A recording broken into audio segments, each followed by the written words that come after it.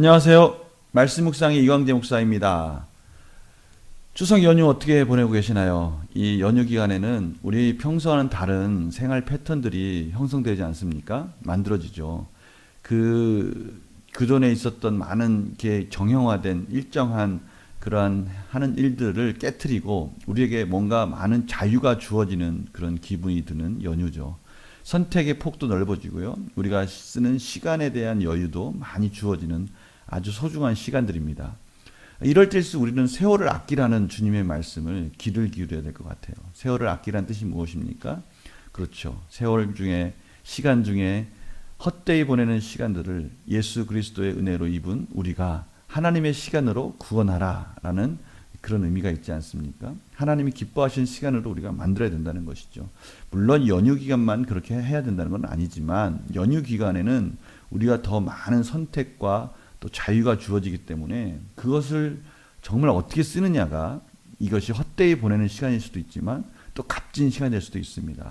우리가 그리스도 안에서 복음 안에서 어떻게 이 연휴를 잘 보낼 수 있을지 기도하면서 말씀 안에서 분별하면서 승리하는 우리 성도님들 되시기를 간절히 소망합니다. 그러기 위해서는 말씀을 놓으면 안 됩니다. 말씀 묵상을 어떻게 하든 간에 성공하면서 해내시기 바랍니다. 제가 기도하고 시작하도록 하겠습니다. 하나님 아버지, 저희들의 삶 속에 구원이라는 큰 은혜를 허락해 주시고 분별할 수 있는 말씀을 주시고 이 시간엔 특별히 다시 한번 그 말씀 안에 말씀의 귀를 기울일 수 있도록 인도하여 주시니 감사합니다. 하나님, 성령님을 통해서 말씀의 깨달음을 주시고 조명하여 주셔서 하나님이 원하시는 뜻이 무엇인지를 다시 한번 깨닫고 기억하며 삶 속에서 분별하며 실천하며 승리하는 삶으로 이어질 수 있도록 인도하여 주시옵소서. 감사드리며 예수님의 이름으로 기도드립니다. 아멘. 오늘 고린도전서 16장 13절에서 24절로서 이제는 고린도전서가 마무리되고요. 이제 10월 달부터는 신명기 말씀이 이어지게 됩니다. 제가 읽어드리고 시작하도록 하겠습니다. 고린도전서 16장 13절에서 24절 말씀입니다. 깨어 믿음에 굳게 서서 남자답게 강건하라. 너희 모든 일을 사랑으로 행하라. 형제들아, 스데바나의 집은 곧 아가야의 첫 열매요. 또 성도 섬기기로 작정한 줄을 너희가 아는지라. 내가 너희를 권하노니 이 같은 사람들과 또 함께 일하며 수고하는 모든 사람에게 순종하라. 내가 스데바나와 부드나도와 아가이고가 온 것을 기뻐하노니 그들이 너희의 부족한 것을 채웠음이라. 그들이 나와 너희 마음을 시원하게 하였으니 그러므로 너희는 이런 사람들을 알아주라. 아시아의 교회들이 너희에게 문안하고 아굴라와 브리스가와 그 집에 있는 교회가 주 안에서 너희에게 간절히 문안하고 너희 모든 형제도 너희에게 문안하니 너희는 거룩하게 입맞춤으로 서로 문안하라. 나 바울은 친필로 너희에게 문안하노니 만일 누구든지 주를 사랑하지 아니하면 저주를 받을지어다. 우리 주여 오시옵소서. 주 예수 그리스도의 은혜가 너희와 함께하고 나의 사랑이 그리스도 예수 안에서 너희 무리와 함께할지어다. 아멘. 오늘 보니까요, 이 13절 14절에 우리의 신앙의 보편적인 우리가 행해야 될 그러한 태도에 대해서 설명하고 있습니다. 5가지 명령어로 되어 있는데요. 제가 밴드에다 올렸는데 기억나십니까? 첫 번째 뭡니까? 깨어 있어라. 그 다음에 믿음 안에 굳게 서라. 용감하라. 강건하라. 모든 일들을 사랑으로 하라. 이렇게 5개의 이 권면으로 구성되어 있습니다. 참 이 5개의 용어를 보면요, 군사 용어입니다. 군사. 정말 군사적인 영적 전쟁에 있어서 깨어 있어야 된다는 것이죠. 파수꾼처럼 깨어 있어야 되고요. 그 다음에 굳게 서야 된다는 것입니다. 우리가 에베소서 6장에 보면 전신갑주를 생각할 수 있지 않습니까? 딱 전쟁하는 모습 속에서 딱 서서 영적 전쟁에서 승리할 준비를 하고 있는 겁니다. 그리고요, 용감하게, 담대하게, 어떠한 공격 속에서도 낙망하지 말고 담대하게 싸워야 된다는 것이죠. 강건하고, 그러나 이 모든 일들 가운데 사랑을 잊지 말아야 된다는 것입니다. 그리스도의 사랑, 이웃 사랑, 이 부분을 잊지 말아야 된다라는 것을 다시 한번 강조하고 있습니다. 그리고 이제 개인적인 사람들의 이름을 많이 거론하기 시작합니다. 스데바나의 집은 이 아가야에서 첫 성도로서 복음의 소식을 듣고 하나님의 교회를 세워간 데 있어서 첫 열매라고 말하고 있습니다. 그런데 이들이 고린도 교회를 세워가는 데 있어서 많은 헌신을 하였습니다. 그래서 이들의 수고와 이들이 하는 일들 속에서 같이 협력했으면 좋겠다. 어떻게 보면 이 스데바나의 집이 고린도에서 중요한 역할을 하지만 이 중요한 역할 속에서도 또 사도 바울이 이들이 하는 일들 속에서는 리더로서의 역할을 충분히 할 수 있도록 세워줬으면 좋겠다. 같이 모든 일에 순종했으면 좋겠다라고 말을 하고 있습니다. 그런데 제가 오늘 사실은 밴드에도 올렸지만 가장 제 마음속에 와닿은 건 바로 이 부분입니다. 스데바나와 부두나도와 아가이고가 이 사도 바울에게 와서 리프레시, 다시 영적으로 충전해주고 기쁨을 주고 또 용기를 붙돋아주는 그런 역할을 했다라고 말을 하고 있어요. 근데 이 스데바노와 부두나도와 아가이고가 사도 바울에게만 그렇게 한 게 아니라 고린도 교회에도 그렇게 했다는 것을 알 수 있어요. 18절에 보면 그들이 나와 너희 마음을 시원하게 했다. 일종의 이걸 원 헬라의 의미는 하던 일을 딱 멈춘다라는 의미가 있거든요. 왜 멈추겠습니까? 그렇죠. 쉬기 위해서. 마치 우리에게 이 추석이라는 연휴가 딱 주어졌는데 이 연휴가 주어진 것이 어떻게 보면 지금까지 진행해왔던 패턴들을 딱 끊고 새로운 안식과 쉼의 시간들을 갖는 시간들 아닙니까? 물론 부모님들을 찾아뵙고 또 형제들 간의 관계 속에서 어쩌면 스트레스가 되는 시간들도 없잖아 있다고 할 수 있습니다. 그러나 중요한 것은 그래도 기존에 했던 모든 일들을 딱 멈추고 나만의 시간을 가질 수 있으면 가지려고만 마음 먹으면 또 가질 수 있고 또 그런 배려가 필요한 시간들 아니겠습니까? 바로 이 시원하게 한다. 이 리프레시라는 분이 바로 그런 부분의 의미를 가지고 있거든요.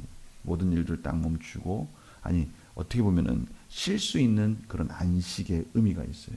이런 것들을 제공해 주었다는 것이죠. 그런 것들을 회복해 줬다는 겁니다. 여러 가지 방법이 있겠지만 그런 역할을 했다는 것이 참 소중한 것입니다. 우리가 그런 교회에서 그런 역할들을 하면 좋겠어요. 어떤 사람들에게 지쳐있는 사람들에게 다시 리프레시할 수 있는, 다시 어떻게 보면 회복할 수 있는, 다시 힘을 얻을 수 있는 이런 역할들을 한다면 참 좋겠어요. 저도 그런 역할을 하면 좋을 것 같아요. 저를 만나는 누군가는 저 때문에 저의 말과 또 저의 섬김과 헌신을 통해서 새롭게 힘을 얻는 거죠. 소망을 갖는 겁니다. 이런 모습들이 참 좋은 것 같아요. 우리 이 사도 바울이 이런 부분을 언급하는 것을 보면서 나도 참 이런 사람이 됐으면 참 좋겠다. 이런 헌신의 모습이 참 이런 헌신의 모습으로 살면 좋겠다. 이런 생각을 하게 됐습니다. 성도님들은 어떤 생각을 해보셨습니까? 성도님들이 주위에 있는 가족과 또 교회에 있는 많은 분들에게 리프레시의 역할을 하고 있습니까? 그런 거 있잖아요. 도시에서 있다가 이렇게 솔향기가 나는 아주 신선한 산으로 들어갔을 때 그 느끼는 그 상쾌함, 와 신선하다, 와 리프레시 된다, 이런 느낌 있지 않습니까? 우리의 만남이 그런 만남들로 된다면 얼마나 좋을까요? 한번 소망을 가져봅니다. 한번 질문을 볼까요? 바울은 고린도 교회 성도들에게 어떻게 생활할 것을 권면합니까? 13, 14절 제가 5가지 동사를 설명해 드렸죠. 깨어 있어라, 믿음 안에 굳게 서라, 용감하라, 강건하라, 모든 일을 사랑으로 하라. 요 5가지 동사, 이 5가지 동사를 쓰면 되겠습니다. 바울은 성도들에게 스데바나의 가족과 어떻게 지낼 것을 명합니까? 함께 순종하면서 그들이 하는 일들을 인정해 주면서 같이 교회를 세워갔으면 좋겠다라고 그렇게 말을 하고 있습니다. 15, 18절에 보면요. 그래서 이들이 스데바노의 집이 사도 바울에게 성도들에게 신선하게 해줬다는 요 부분을 통해서 사도 바울이 이들이 했던 역할들 중에 17절에 보니요. 내가 스데바나와 부두나도와 아가이고가 온 것을 기뻐하면서 그들이 너의 부족한 것을 채웠다라는 부분도 또 중요한 부분 중에 하나라고 인정할 수 있을 것 같습니다. 이 부족한 것을 채웠다 이 부분은 그 선교 헌금을 말하는 것입니다. 사도 바울이 교회로부터는 사실 지원을 받지 않았습니다. 그런데 이 개인적인 이 선교 헌금에 대해서는 사도 바울이 그것을 받았다는 것을 알 수가 있어요. 그러나 어렵고 힘들 때마다 하나님이 이들을 통해서 공급해 주셨고 사도 바울이 그 부족한 것을 채움을 받았다라고 그렇게 말하고 있는 부분입니다. 그리고요 18절에는 그런 것뿐만이 아니라 여하튼 간에 이들에게서 이런 여러 가지 사역들을 통해서 사도 바울이 많은 위로를 받았다는 것을 알 수가 있습니다. 그래서 이 16절에 보면요. 스데바노의 집에 있는 자들에게 수고하는 모든 사람에게 순종하라 라고 부탁하고 있는 부분을 만나게 됩니다. 연구와 묵상 볼까요? 바울은 왜 스데바노의 가족과 함께 일할 것을 권합니까? 바울은 왜 스데바노의 가족과 함께 일할 것을 권합니까? 지금 바울은 어떻게 보면 스데바나의 그 가족들이 교회에서 하는 역할들을 교회가 인정해주고 같이 순종하면서 그 질서 속에서 세워져 가기를 원한다는 것을 알 수가 있습니다. 일종의 리더십을 세워주는 것이죠. 스데바나의 집을 통해서 리더십을 세워주는 겁니다. 우리 해설 부분을 볼까요? 맨 밑에 해설 부분요.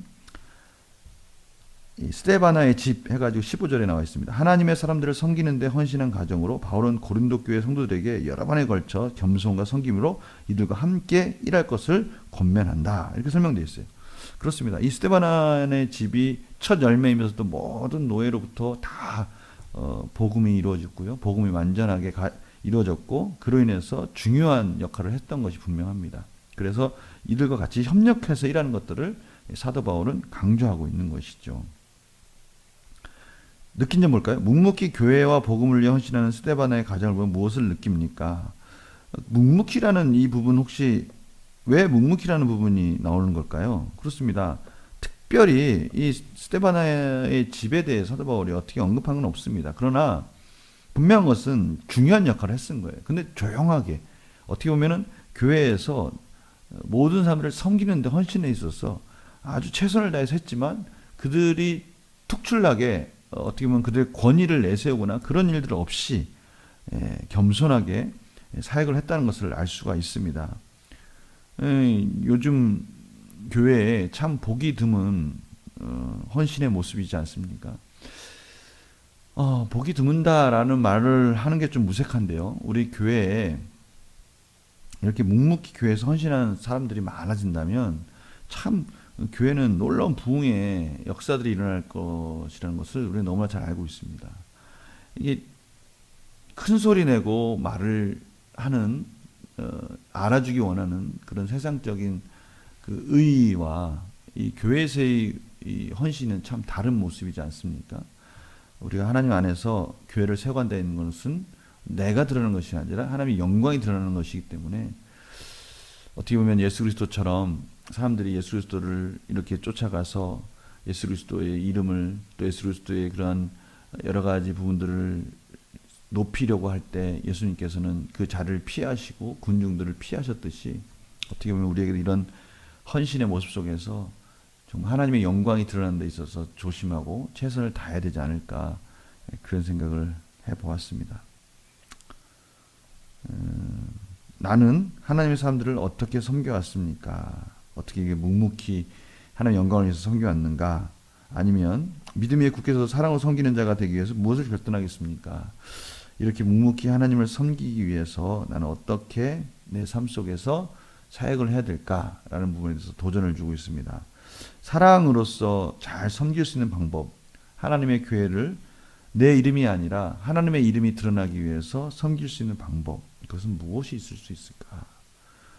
하나님의 지혜가 필요한 부분입니다. 정말 어려운 부분이에요. 신앙적으로 성숙되어지면서 겸손하게 하나님의 뜻을 물어가면서 조심하고 또 어떻게 보면 상처받지 않은 그런 사역이 되기 위해서 우리가 참으로 준비되어져야 할 부분이기도 합니다. 말씀과 기도로서 훈련하면서 정말 하나님의 이름만이 드러나는 그런 섬김이 되도록 우리가 최선을 다해서 헌신하는 우리의 삶이 되기를 간절히 소망합니다. 제가 기도하고 마무리하겠습니다. 하나님, 오늘 사도 바울이 마지막으로 하나님의 은혜를 사모하며 하나님께서 다시 한번 여러 사람들의 헌신들을 통해서 교회를 세워가는 마음에 그 지혜와 능력들을 어떻게 순종하며 따라가야 할지를 다시 한번 마무리하는 부분을 저희들이 만났습니다. 하나님, 이 부분을 볼 때 참으로 교회를 세워간다는 것, 누구누구는 반드시 세워지고 리더가 돼야 될 텐데 우리 모두가 참으로 리더가 된다는 것, 또 리더가 됨에도 불구하고 묵묵히 교회를 세워간다는 것, 이것이 어떤 것인지, 어떠한 지혜가 필요한지를 깨닫게 해주시고 말씀과 기도로 정말 하나님의 영광이 드러나는 사역이 되기 위해서 우리가 어떠한 결정을 하고 어떠한 선택을 해야 될지 가르쳐 주시옵소서. 하나님, 고린도전서를 이제 마무리합니다. 이제 교회를 세워가는 이 중요한 고린도전서를 무사히 마무리하게 해주시니 감사합니다.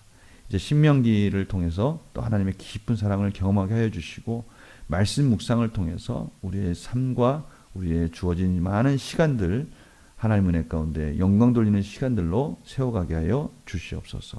감사드리며 예수님의 이름으로 기도드립니다. 아멘. 오늘 말씀 묵상 여기서 마무리하고요. 또 추석 연휴지만 내일 또 뵙겠습니다. 안녕히 계세요. 내 주 같은 분 없네. 그 어느